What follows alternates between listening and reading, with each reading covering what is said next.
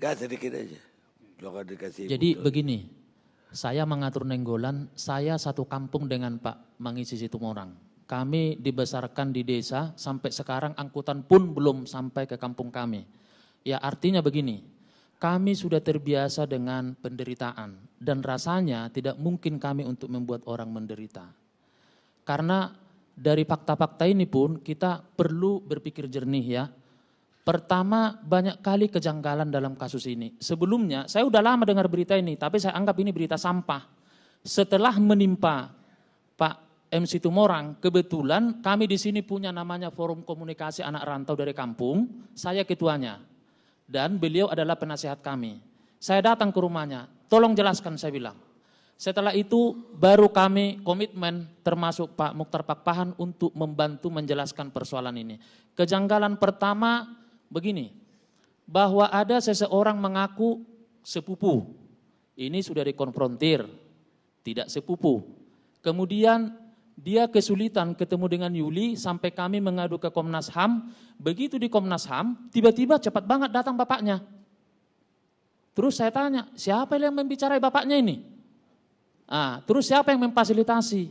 Bahkan pengakuan daripada Ibu Marlinda ini, dia ditarik-tarik untuk ikut dengan bapaknya, nanti diinapkan di hotel, makan-makan di restoran. Jadi ini kita juga harus berpikir jernih. Menurut saya justru Ibu Mutiara yang dieksploitasi. Pertama alasan saya menyatakan beliau dieksploitasi, ini orang hamil 2. Karena dia tidak sanggup mungkin membiayai kehamilannya, dia mencari perlindungan.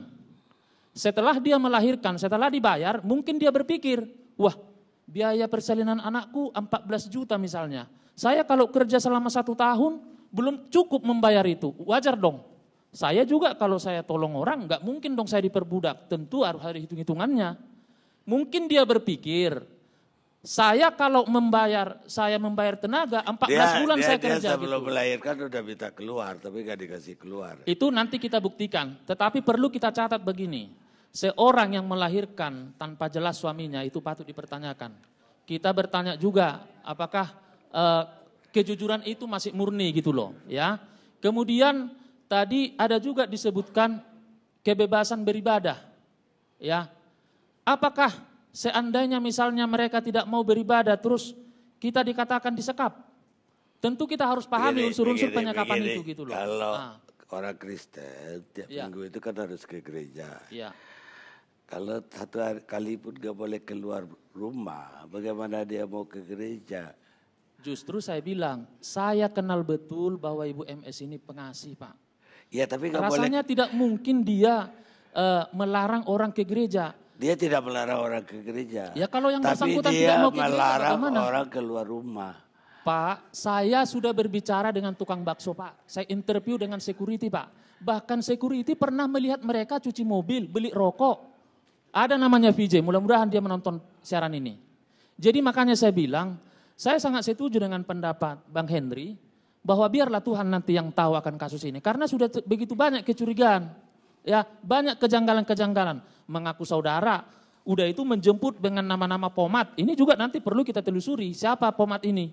Ya, jadi kejanggalan-kejanggalan ini yang membuat kita juga bingung. Dan masyarakat dibingungkan. Di satu sisi, keluarga ini sudah dihakimi gitu loh.